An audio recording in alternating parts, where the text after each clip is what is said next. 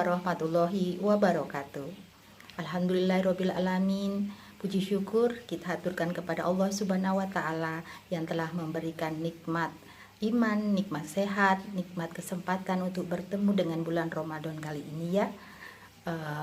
Salawat serta salam kita haturkan kepada Nabi Muhammad SAW beserta keluarga dan para sahabatnya. Semoga kelak kita mendapatkan syafaat dari beliau. Amin amin ya robbal alamin.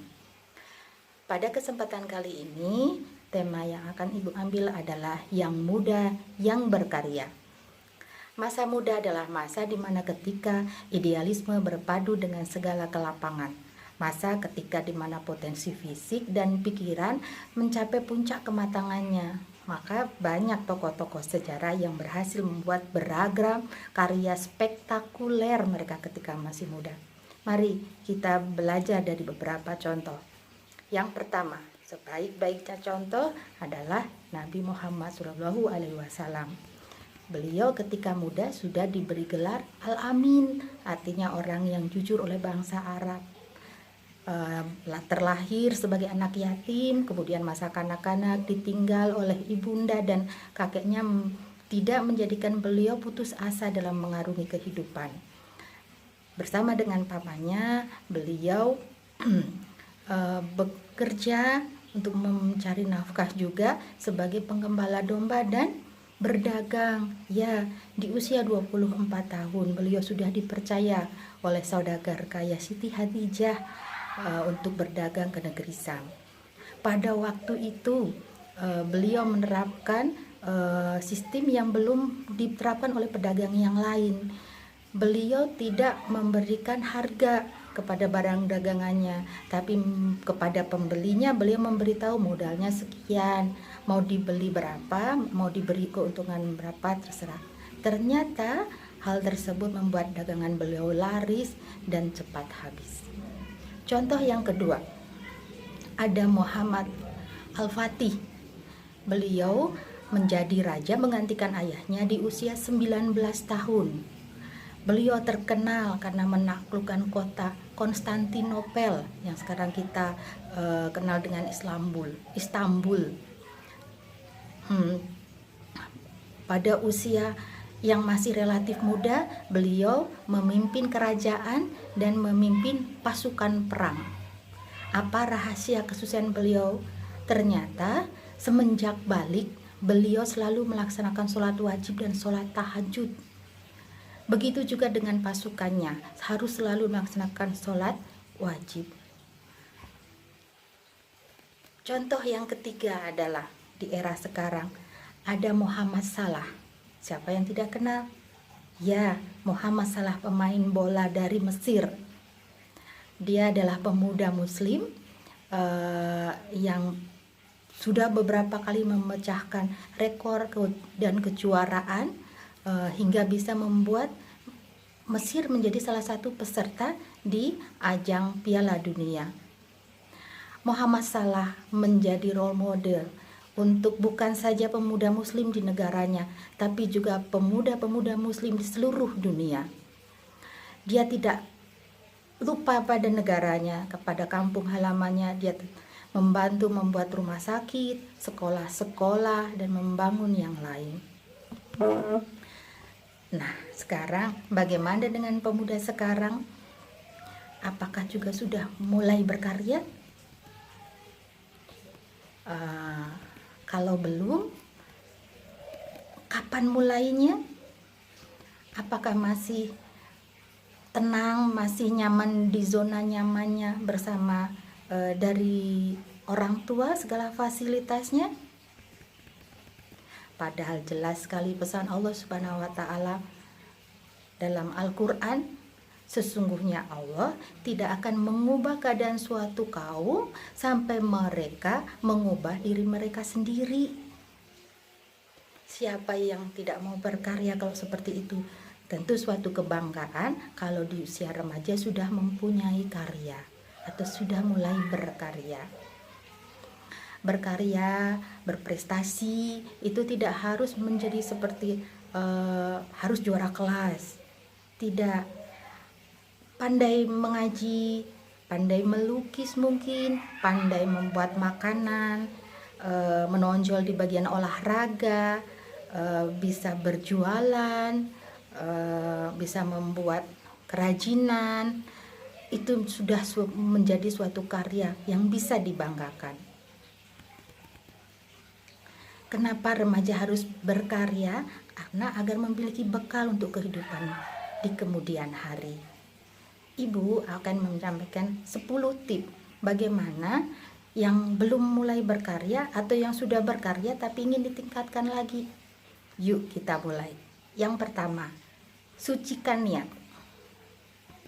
Niat merupakan hal yang utama bila seseorang akan melakukan suatu kegiatan. Begitu dalam usaha untuk mencapai prestasi dalam berkarya. Entah itu belajar, berlatih, luruskan niat kita karena agar diridhoi Allah Subhanahu wa taala. Yang kedua, fokus dan sungguh-sungguh. Fokus pada satu kegiatan akan lebih baik daripada beberapa kegiatan tetapi hanya setengah-setengah. Tentukan dulu apa yang ingin diraih, di bidang apa dulu, minat dan bakatnya di mana. Walaupun sudah fokus tapi juga bidang yang lain jangan ditelantarkan ya. Yang ketiga,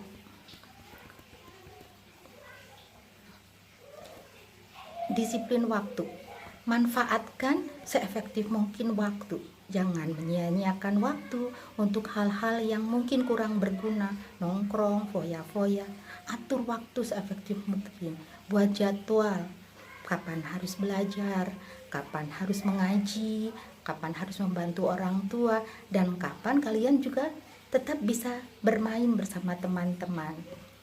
Siapkan waktu juga untuk hidup pola hidup sehat dengan berolahraga, makan yang teratur. Kenapa? Kalau sehat, kita menjadi lebih fokus. Yang keempat, percaya diri. Percaya diri bahwa kita mampu mencapai apa yang ditargetkan. Banyak orang yang menyerah terlebih dahulu karena tidak percaya diri. Tanamkan, bicara pada diri sendiri bahwa kamu pasti bisa. Namun juga jangan terlalu percaya diri yang berlebihan, jangan sampai menjadi mengarah ke takabur. 5. Buat target. Kita harus menentukan target apa yang akan kita capai agar ada tolak ukurnya. Misalnya, aku ingin nilai matematikanya nilainya 100, atau aku ingin memenangkan kejuaraan apa, tingkat apa, atau aku ingin menjual ini sampai habis. Target tersebut kita naikkan perlahan sehingga semakin meningkat. Yang keenam, motivasi. Tanpa motivasi jadi tidak semangat. Buat motivasi, kalian sendiri yang tahu apa motivasinya. Ingin menyenangkan orang tua, atau ingin meningkatkan kualitasmu, atau ingin nanti agar kehidupan pasanganmu dan keturunanmu menjadi lebih baik. Semua motivasi itu harus memberikan semangat yang terus-menerus. Yang ketujuh, ikut kegiatan. Fokus dalam berkarya bukan berarti melupakan lingkungan sekitar. Cobalah mengikuti banyak kegiatan organisasi, ekstrakurikuler, banyak mengenal orang, banyak punya teman.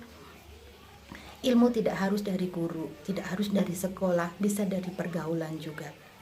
Kalian punya idola misalnya, kalian punya saudara, atau kalian punya senior yang sudah sukses dalam suatu karyanya atau prestasinya. Coba teliti apa kebiasaannya, bagaimana teknik mengatur waktunya, atau kalian bisa berdiskusi dengan mereka. Apa-apa yang baik patut kalian tiru. Tips selanjutnya adalah kita berbeda. Allah menciptakan manusia itu tidak sama, tapi mempunyai bakat dan minat yang berbeda-beda juga. Jadi jangan bandingkan kalian dengan orang lain. Kita harus tetap bersyukur dan percaya bahwa kita itu punya kelebihan. Yang ke-9 apa? Doa orang tua. Percaya tidak, doa orang tua pasti mujarab. Jadi jangan lupa selalu minta doa kepada orang tua kita. Yang terakhir, beribadah dan berdoa. Segala usaha yang kita lakukan tidak lepas dari peranan Allah Subhanahu wa Ta'ala. Oleh karena itu, selalu berdoa, selalu beribadah kepada Allah Subhanahu wa Ta'ala agar selalu memberikan jalan yang dimudahkan dan yang terbaik. Contohnya misalnya sedekah di kala sempit.